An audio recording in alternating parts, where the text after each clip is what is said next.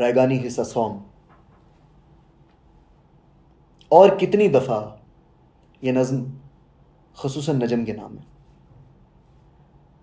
اور کتنی دفعہ ایک ہی راگ پھر سے سنوں،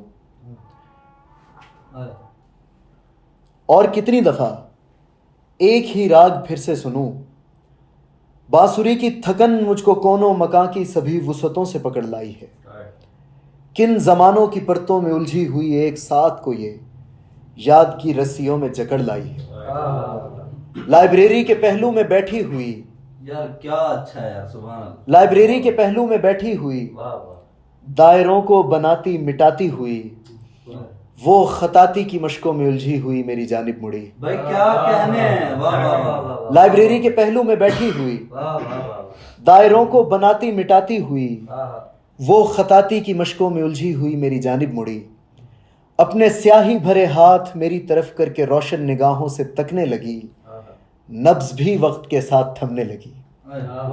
مجھ کو روشن نگاہوں میں لکھی ہوئی ایک تحریر پڑھنے کا دکھ کھا گیا. دیکھتے دیکھتے آستینوں کی ڈوری کو گرہیں لگانے کا حکم آ گیا. وقت کی نبض دیکھتے دیکھتے آستینوں کی ڈوری کو گرہیں لگانے کا حکم آ گیا. وقت کی نبض سن ایک وائلن کی دھن، وقت کی نبض سن ایک وائلن کی دھن. ہند کی مطربہ کی چھلی انگلیوں سے کوئی راگ سارے میں پھیلا تو ادراک ہونے لگا. عمر کی رائگانی سے واحد کمایا ہوا ایک لمحہ تھی وہ مجسم ترنم تھی، نغمہ تھی وہ.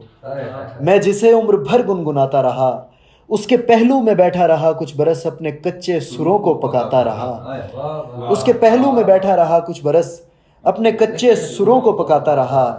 کون سا سر تھا میں نے جسے اس بدن کی رگوں میں بکھیرا نہیں تھا. کون سا سر تھا میں نے جسے اس بدن کی رگوں میں بکھیرا نہیں تھا. وہ مگر ایک نغمہ تھا، نغمہ بھی ایسا جو میرا نہیں.